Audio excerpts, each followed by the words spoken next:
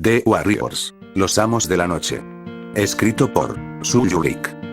Ismael, el carismático líder de los tronos de Delancey, la banda juvenil más poderosa de Nueva York, convoca una reunión de representantes de todas las bandas de la ciudad, en un parque del Bronx. A la inusual cita acuden 7 miembros de los dominadores de Coney Island: Papá Arnold, Héctor, Lumpface, Dewey, Bimbo, el Peque e Hinton. Ismael propone una idea muy ambiciosa e inquietante. Si todas las bandas callejeras de Nueva York se unieran, serían un ejército más numeroso que la policía y la mafia y podrían dominar la ciudad, pero la reunión sale mal, las tensiones son excesivas y estalla la violencia, la tregua se rompe, y en esa larga y calurosa noche del 4 de julio los dominadores tienen que volver hasta su territorio, al sur de Brooklyn, cruzando la ciudad y atravesando los territorios hostiles de otras bandas. 4 de julio. 11:10 de la noche. Había 6 guerreros agachados a la sombra de una tumba. Jadeaban tras su larga carrera. Sobre ellos brillaba la luna. Todos los espacios entre las lápidas y las tumbas estaban iluminados, pero las sombras eran intensas y profundas. Desde los aleros de la tumba les sonreían querubines mofletudos y benévolos, con los brazos abiertos. Lejos, empezando desde el sur y corriendo hacia el noroeste, un sólido banco de nubes iluminadas por la luna evocaba la imagen de una cadena de montañas. El cementerio estaba en una colina. A sus pies se extendían racimos de lápidas, una verja de barrotes de hierro puntiagudos, una autopista, un estrecho río resplandeciente, una larga extensión de prados, una hilera de casas de apartamentos a unos 800 metros de distancia y, entre las casas, vías elevadas sobre las que traqueteaba alegre una hilera de vagones brillantemente iluminados.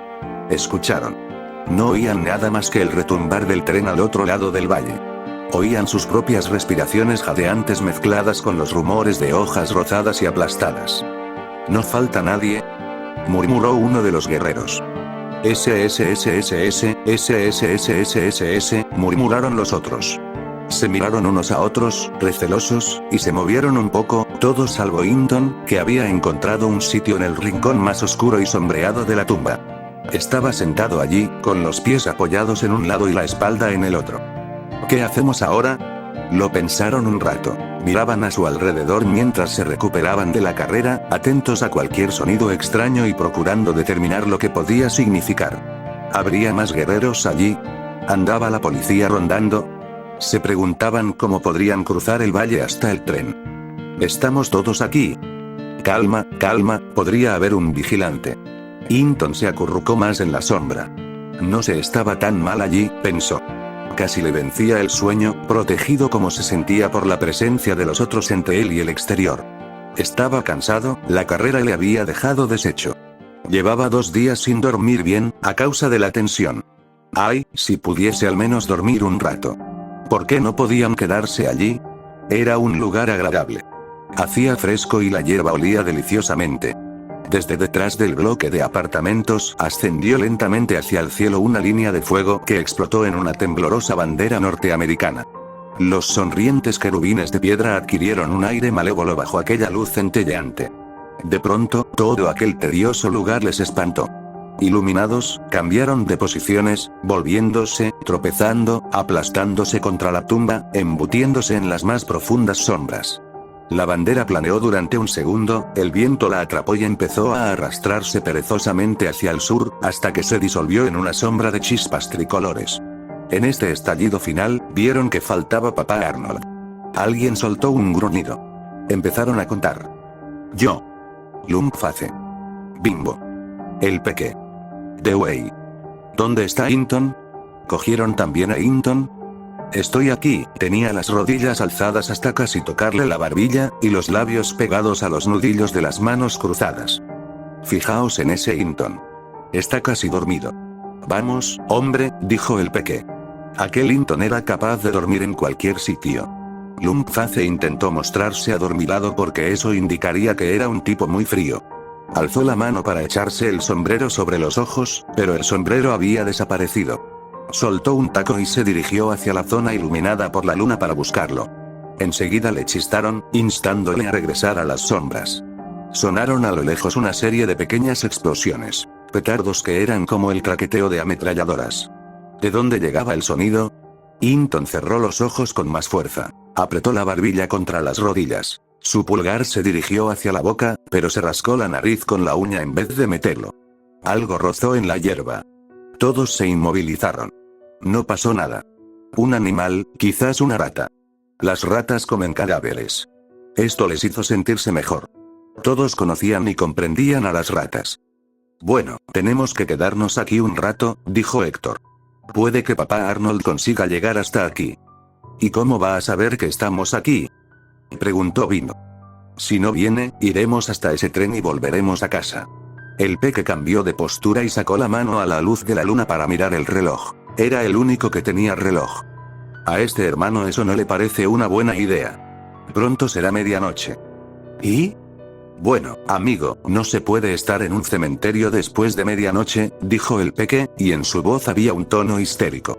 Todos sabían lo que podía pasar en un cementerio después de medianoche. Algunos lo creían, otros no. Pero a todos les inquietaba, salvo a Hinton, que enterró aún más su cara entre las piernas encogidas. Qué agradable sería simplemente quedarse allí, pensaba. Se estaba fresco, probablemente fuese el único sitio fresco de toda la ciudad. Le parecía un esfuerzo excesivo tener que levantarse, volver a saltar las verjas y recorrer todo aquel espacio abierto hasta el tren, hasta el otro lado del valle. Sonaron unas cuantas explosiones sordas. Tenemos que salir de aquí. Pueden venir y engancharnos, dijo el peque. Era una estupidez, pensó Hinton. Bueno, tengo que encontrar mi sombrero, dijo Lungface. Me costó mucho. Tenemos que salir de aquí. Salen de sus tumbas. Todo el mundo lo sabe. Nos quedaremos aquí un rato, dijo Héctor. Nadie te eligió padre, ahora el tono del peque era estridente. ¿Quieres armar lío por eso?, preguntó Héctor. El otro no contestó.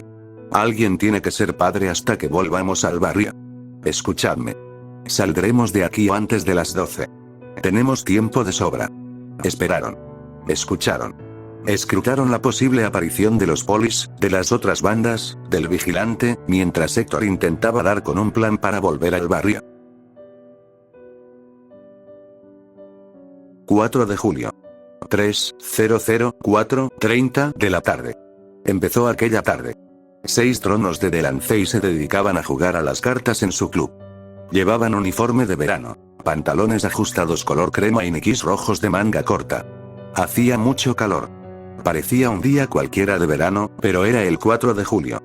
Cuando estaban así, reducidos al aburrimiento y al juego de cartas, la policía se ponía nerviosa y los funcionarios del comité de la juventud locuaces, porque las cosas se desmandaban, y llegaba el lío. Fuera, en la calle, golfos y chavales empezaban a lanzar petardos. Parecía como si hubiesen estado siempre en aquella posición, como si no pudiesen volver a moverse jamás, salvo para probar suerte con una carta, soltar un taco o murmurar, «¡Hombre!», mientras lo hacían una y otra vez. De pie tras ellos, con los vientres apretados contra los duros hombros de sus muchachos, unas cuantas chicas miraban el juego. Se rozaban lentamente para que nadie pudiera ver, o saber. Estaban todos calientes porque Ismael, el presidente, había prohibido las relaciones sexuales durante una semana. Siempre las prohibía antes de un lío. Quería que todo el mundo estuviese de mal humor. Un transistor atronaba rock and roll, gimiendo amor perdido, citas incumplidas, traición, congoja. Agradecían la voz animosa del disc jockey entre los lamentos de cada canción, porque arrastraba el tiempo. El club había sido antes salón de baile. Del techo colgaba un candelabro de esos que dan vueltas, de los que en tiempos lanzaban románticas y centelleantes luces sobre las parejas de baile. Hacia el fondo del salón, montado sobre un pedestal de contrachapado, había un puesto de limpiabotas de 3 asientos. En el asiento de la derecha, junto al ventanal que ocupaba toda la pared, con las gafas de sol reflejando la luminosa y sofocante calle, estaba sentado Ismael Rivera.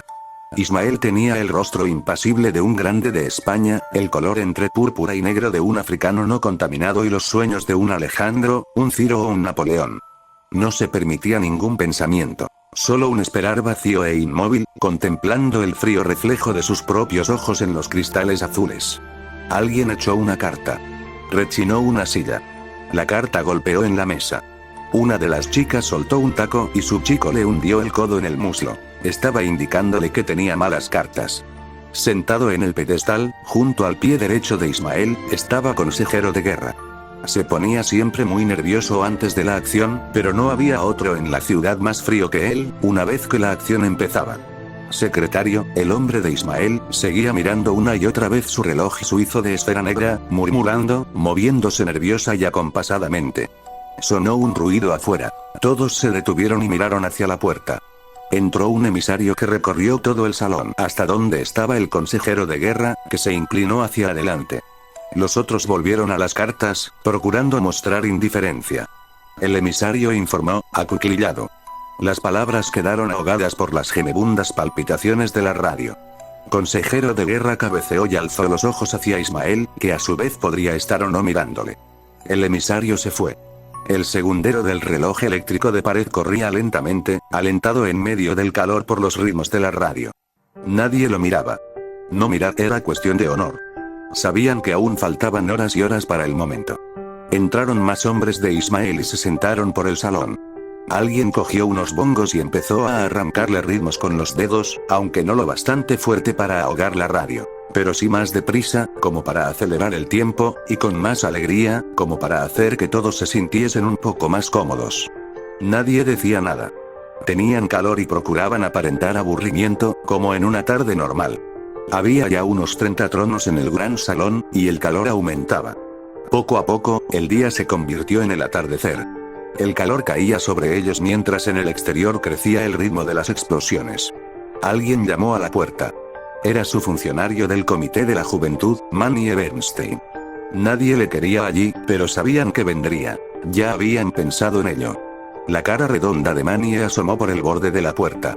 Esperó allí porque, aunque les había conseguido el club a través de la Asociación de Comerciantes de la zona, y aunque había hecho mucho por ellos, el protocolo era un asunto delicado. Tenía que esperar hasta que le invitasen a pasar. Era solo cuestión de cortesía, pues estaba seguro de que se había ganado de sobra el derecho a entrar, pero eran los muchachos quienes tenían que decidir. Violar aquella regla produciría resentimiento. La virilidad de aquellos muchachos era algo delicado y fácil de herir. Manny esperó unos largos segundos, medio minuto.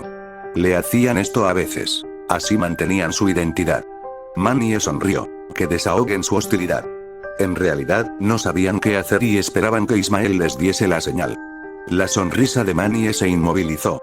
Cuando ya estaba a punto de marcharse, alguien dijo: «Pasa, hombre, pasa». El funcionario no supo cómo dio la señal Ismael. No le había perdido de vista y no había podido ver nada. Sin embargo, la señal había salido de aquella silla de limpiabotas de la derecha del pedestal de contrachapado, recorriendo luego toda la cadena de mando hasta llegar a la puerta. Tenía la camisa empapada de sudor. Entró, procurando sonreír. Ahora había que invertir la cadena de mando, saludando a los muchachos. Manny cruzó el salón repartiendo sonrisas a todo el mundo, incluidas las chicas, hasta llegar al trono. Pero cuando llegó al presidente, advirtió que pasaba algo. Sobre su suave piel negra brillaba agradablemente un pequeño aro de oro, a modo de pendiente, que le daba un aire exótico y peligroso pese a aquel elegante atuendo veraniego. «Bueno, ¿qué hay? ¿Cómo van las cosas, hombre?», preguntó Manny. El hombre no contestó de inmediato, una prueba más de que algo iba mal. Pero de nuevo el protocolo se imponía. Manny no insistió. Echó un vistazo alrededor e identificó las señales. El juego de cartas que siempre precedía al follón, la frialdad forzada, el aburrimiento fingido, los bostezos, las chicas detrás mostrando su ansiosa sexualidad, los bongos murmurando como tambores de guerra. Se volvió a Ismael. El secretario hizo un gesto invitando a Manny a sentarse. Manny arrimó una silla al pedestal y se echó hacia atrás en ella para poder mirar la cara de ídolo de Ismael. Intentó iniciar una conversación, tratando de romper la frialdad y poder adivinar qué pasaba. Ismael siguió mirando fijamente hacia la calle, pero eso no quería decir nada. Ismael nunca se centraba en nada. Alguien subió la radio. Atronaron los bongos con más fuerza. Consejero de guerra alzó la voz para contestar a Manny. Manny estaba especialmente orgulloso de Ismael, que era la joya de su carrera, el mejor y más espectacular resultado de 6 años de trabajo social con delincuentes.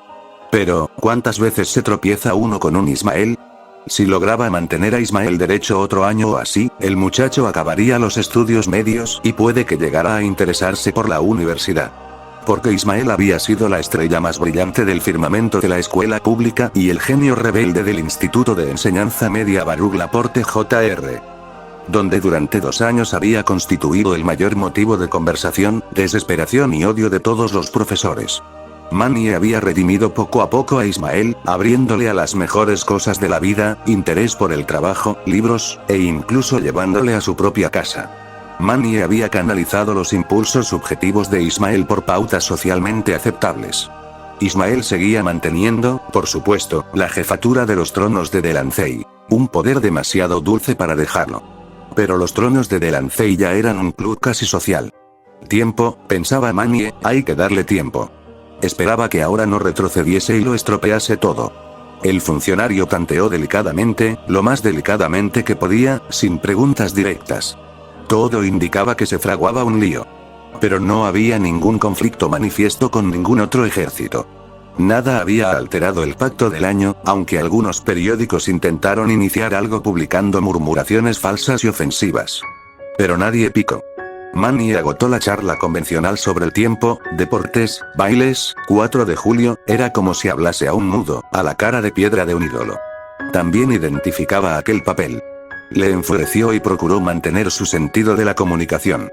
Paciencia, pensó, los finos labios de Ismael no se movían. Procura no desperdiciar las fuerzas con el calor, pensó Manny. A las 4:10, las chicas empezaron a irse. A las 4 solo quedaban los hombres. La radio comunicó, en aquel tono frenético y desmadrado. Y ahora, para todos los chicos y chicas del Club Social Paradise, estos surcos, se trata de los Beatles, muchachos, Nadie dijo que la partida de cartas debía concluir. Simplemente se acabó. Algunos chicos se levantaron. Salieron en pequeños grupos, procurando mostrarse indiferentes.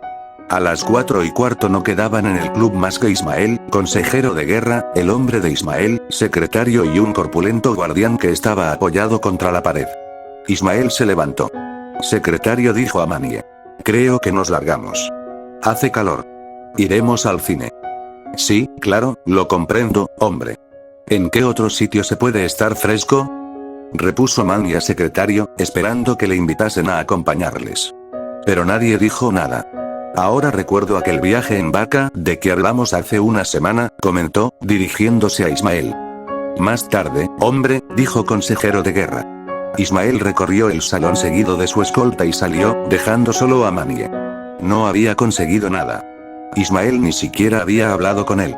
Fue a la pastelería del barrio, en busca de alguno de los muchachos, de alguien a quien pudiese sacarle lo que pasaba. Pero no había por allí nadie de entre 14 y 20 años. En la confitería consiguió calderilla para ponerse en contacto con funcionarios del Comité de la Juventud de Ejércitos Vecinos y con el cuartel general del Comité de la Juventud. Quizás ellos supiesen lo que pasaba. Cuando entraba en la cabina, un chaval lanzó un petardo justo detrás de él.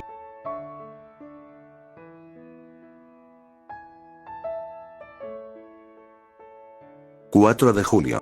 7:00, 10:30 de la noche. Cuando Arnold formó su familia, los dominadores de Coney Island tenía pensados 2 lemas. Procedían de los carteles del metro. Uno era: cuando cesa la vida familiar, empieza la delincuencia.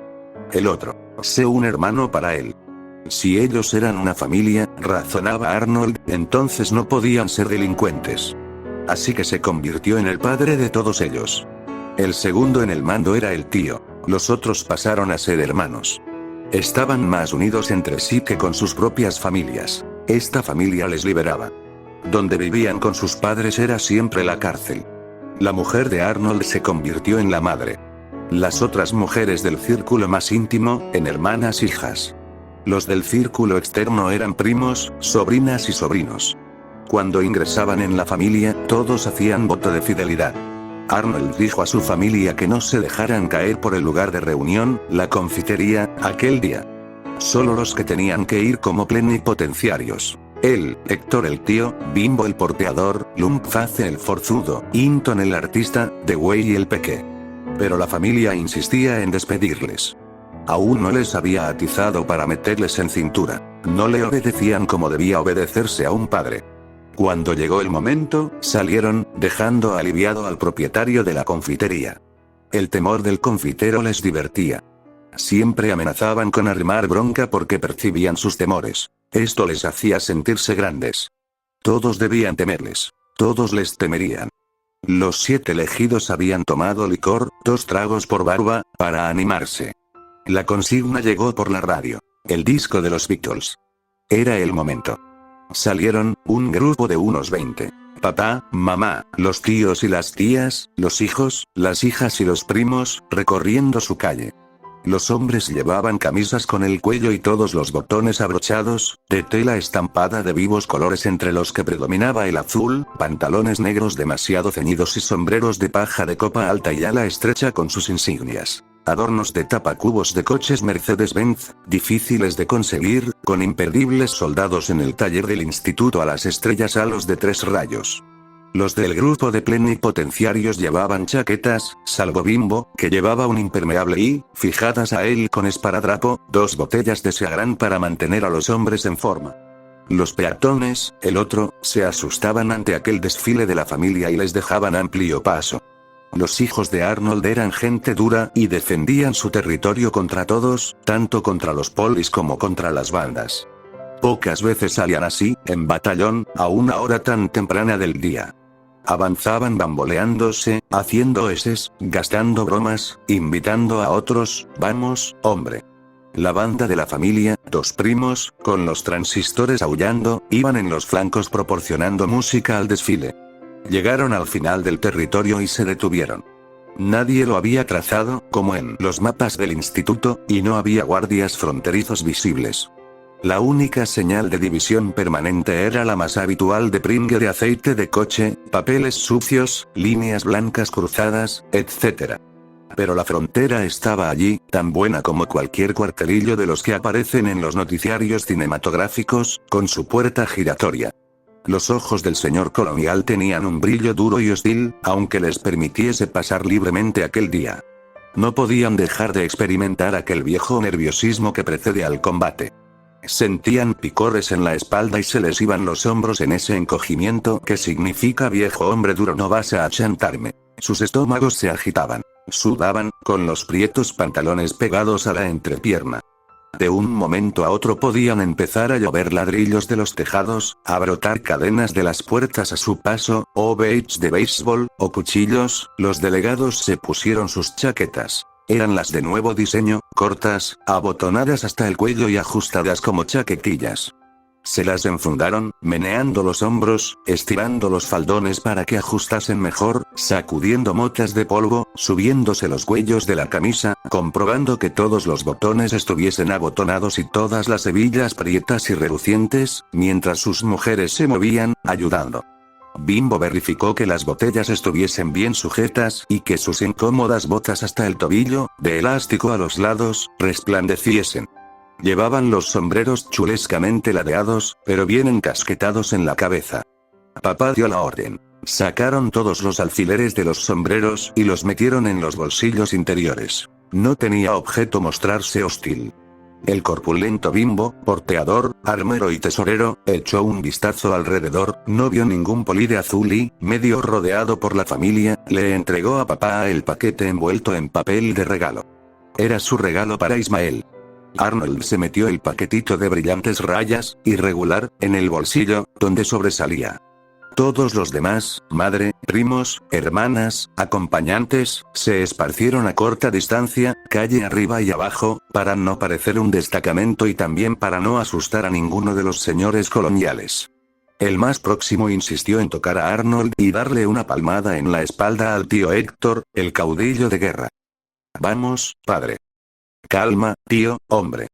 No les aguantes nada, hermano. No confíes. No te dejes liar. No dejes que te insulten, ¿entendido? Demuéstrales quiénes somos, pero bien.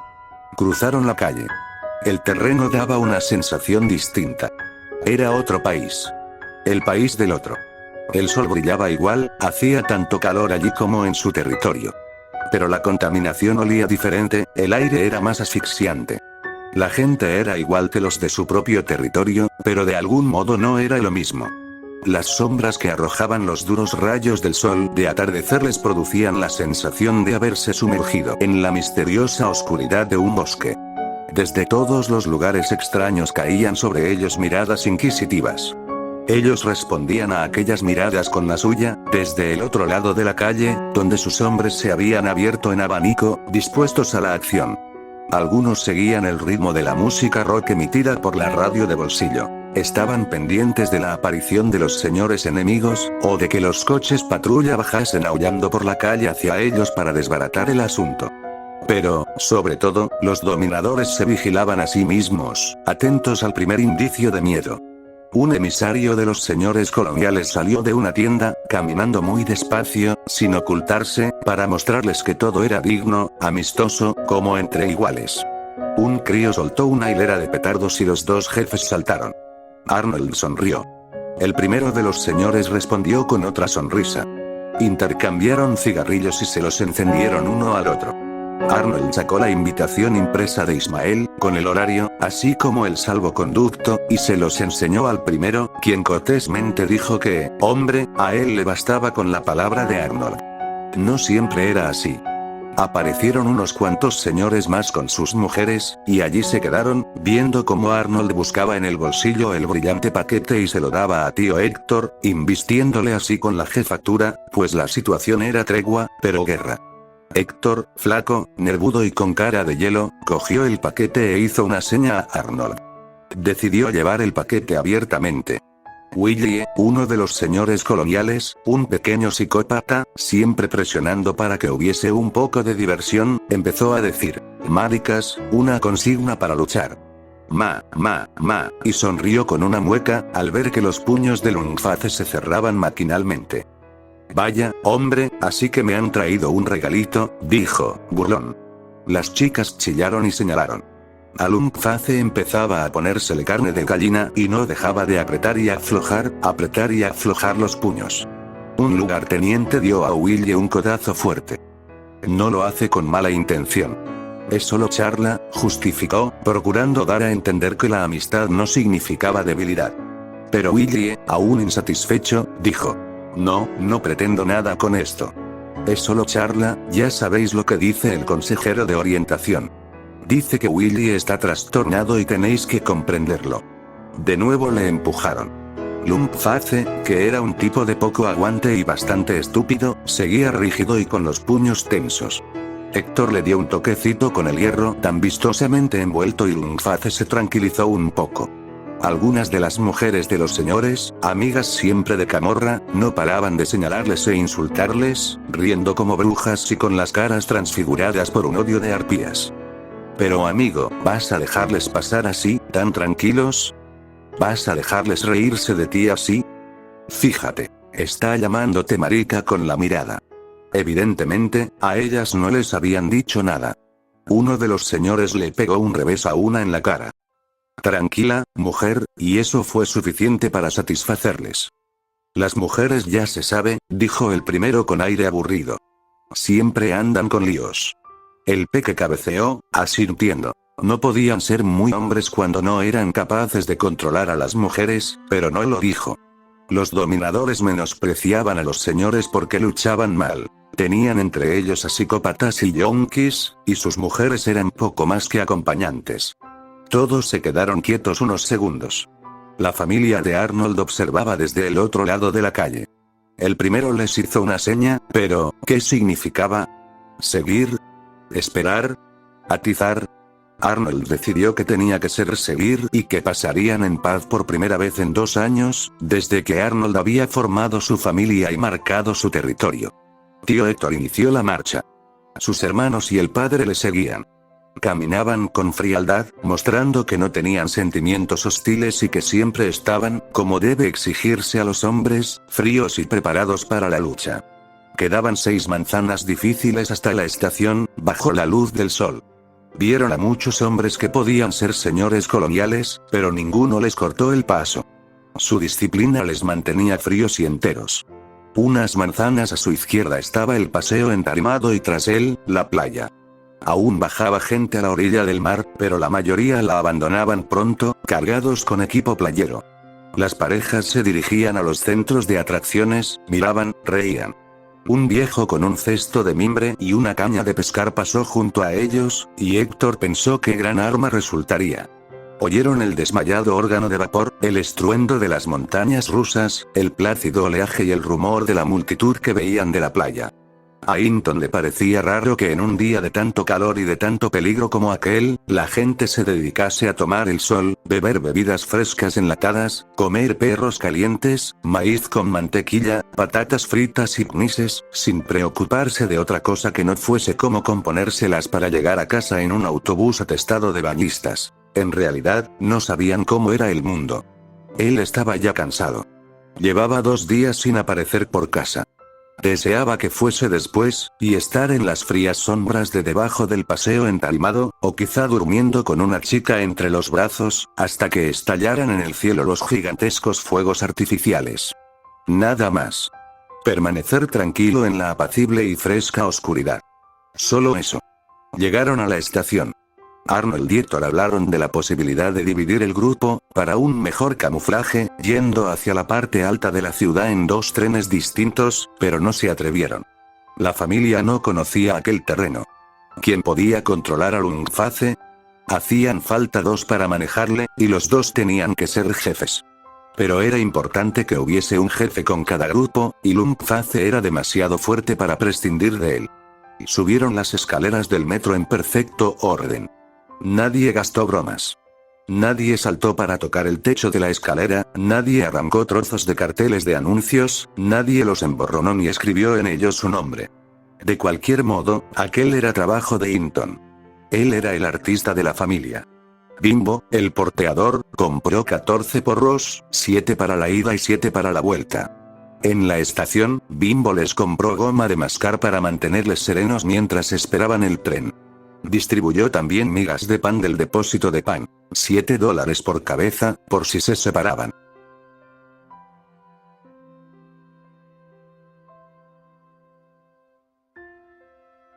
En el Bronx, 8 muchachos vestidos con jerseys a pesar del calor y con expresiones burlonas en sus asesinos rostros irlandeses, subieron al autobús que cruzaba la ciudad.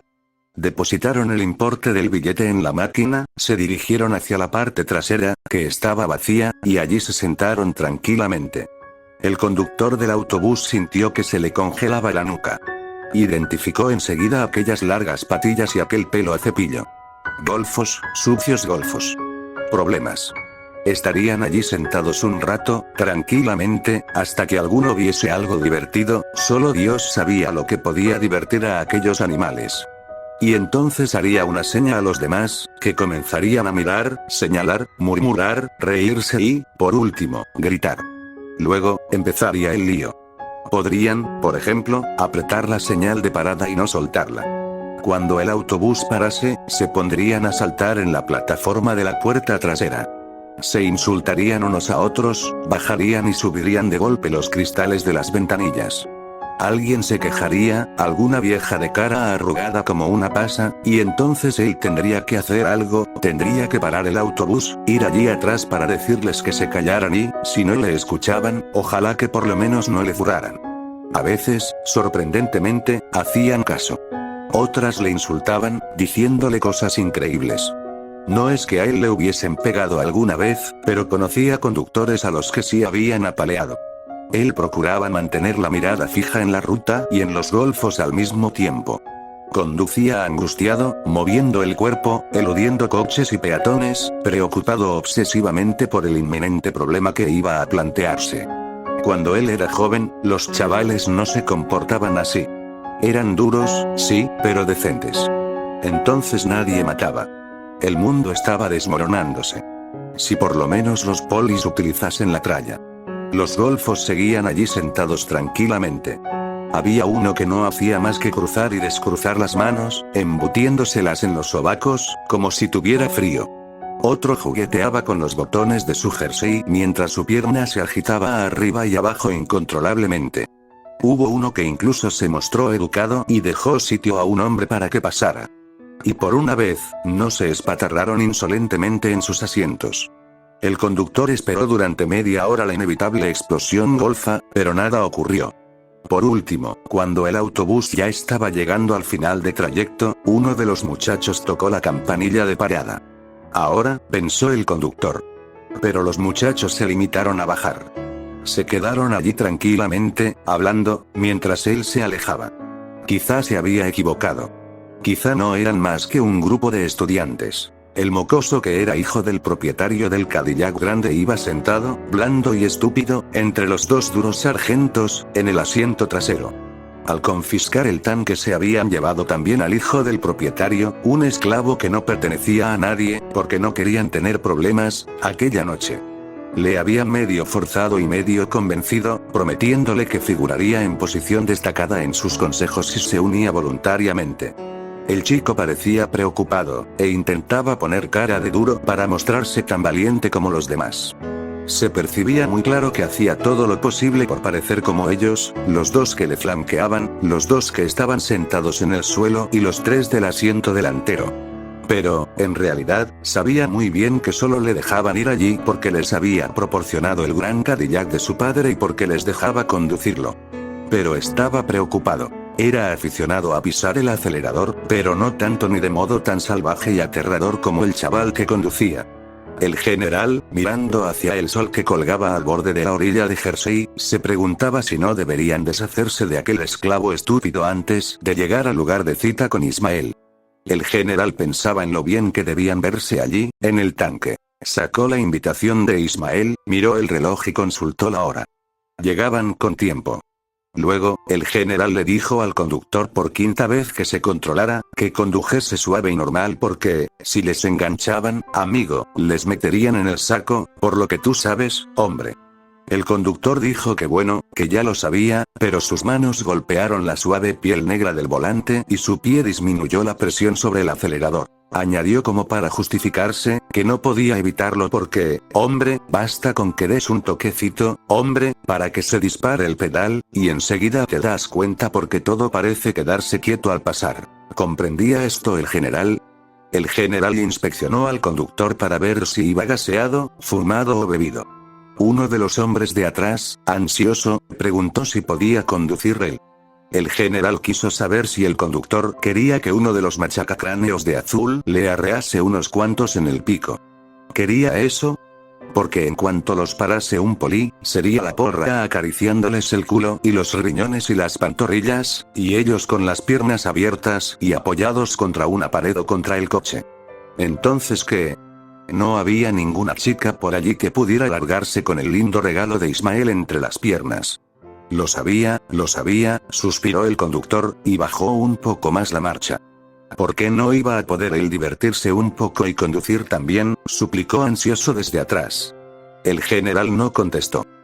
Pero unos cuantos pipiolos, unos lindos mocosos de la escuela con el pelo a cepillo, aparecieron detrás de ellos a toda velocidad y les pasaron, mirando desde su trasto trucado con el estruendo oculto bajo la raída capota roja, contemplando las sombrías líneas del Cadillac. Se dieron cuenta de que allí tenían unos rivales y empezaron a reírse y a burlarse de la suave masa negra de resplandeciente hierro de Detroit, señalándoles, insultándoles y rebajándoles. No era cuestión de cazarles y de machacarles. Aquellos tipos sabían lo que era un coche y el suyo tosió y gruñó, cobrando vida su motor trucado y lanzándose a autopista del West Side arriba delante de ellos, amenazando con desvanecerse a lo lejos, pasado el puente George Washington. El conductor no podía eludir el desafío. Era cuestión de no quedar mal. El conductor apretó el pedal procurando parecer frío, tranquilo, aburrido. Se dijo a sí mismo: «Ah, ¿sí? Vamos, amigo». Y rió entre dientes. El coche canturreó un poco y se lanzó hacia adelante. El conductor sintió aquella sutil y emocionante caricia de energía transmitirse a sus dedos, cosquilleando en ellos. Todos querían que su tanque derrotara al trasto trucado, y ninguno pudo evitar los gritos, ni siquiera el general.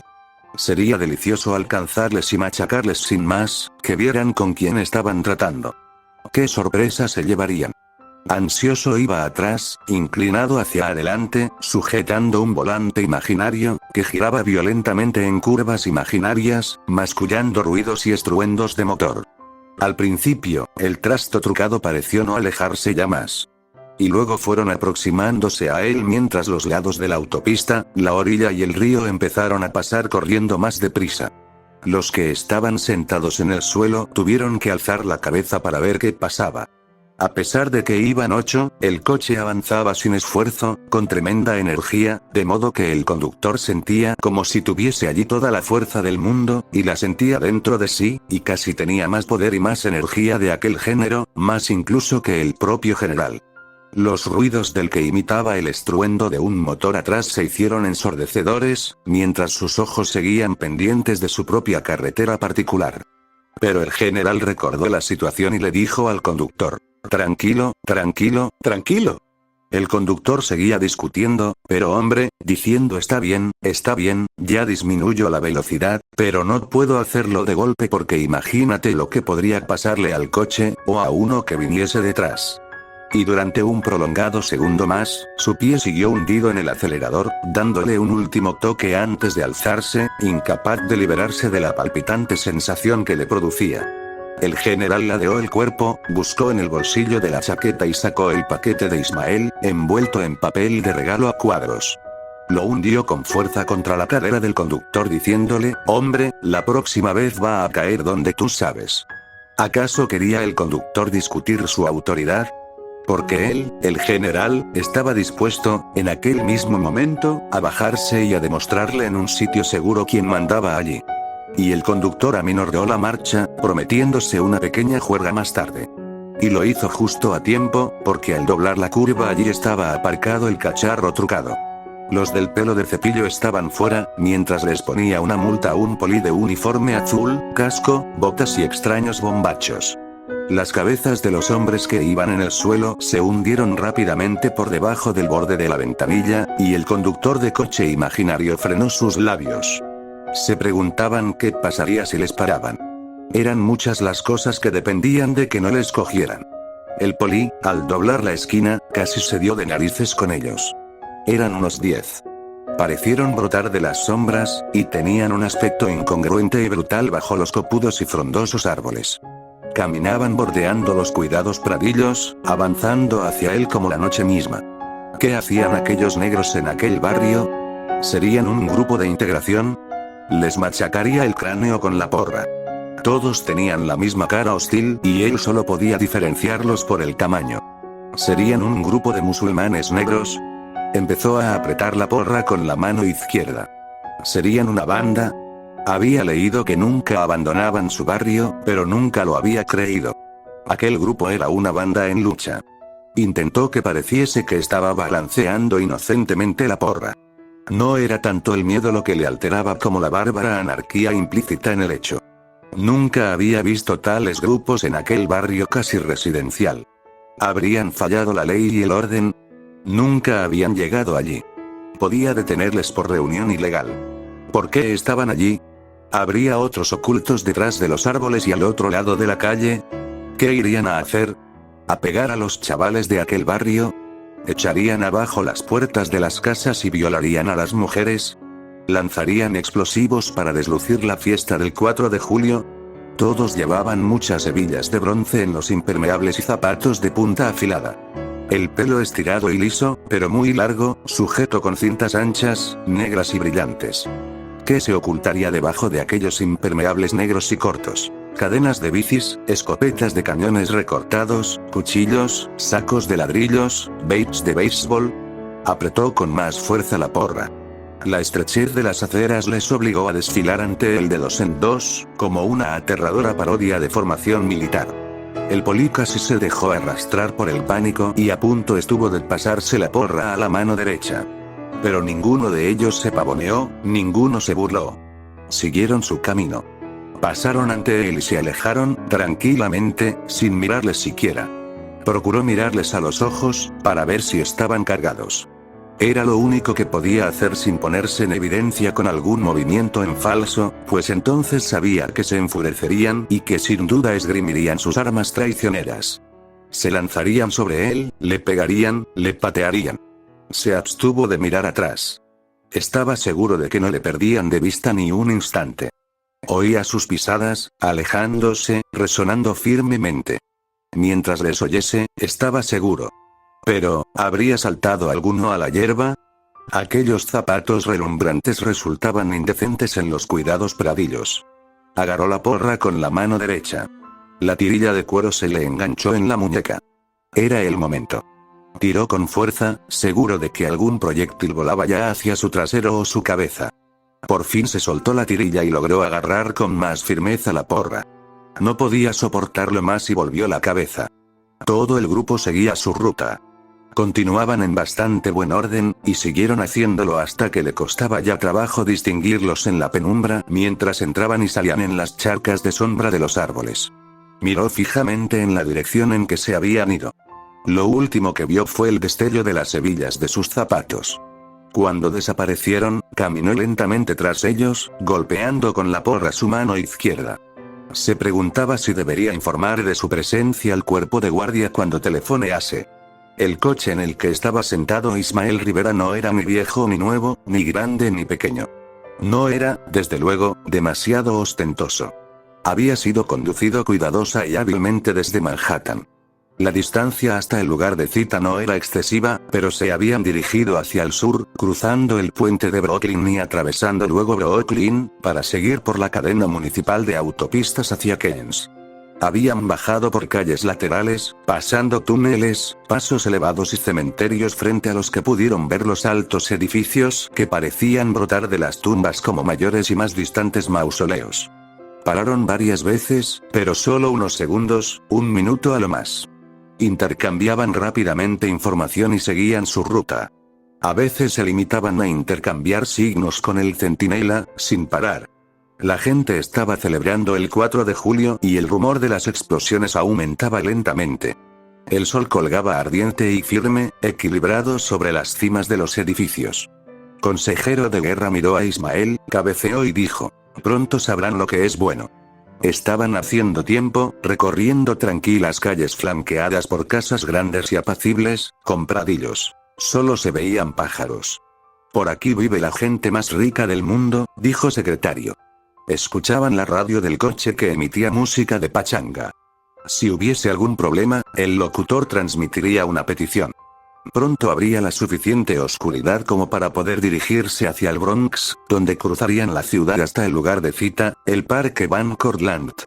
Ismael iba sentado atrás, relajado, fumando un cigarrillo, impávido tras sus gafas.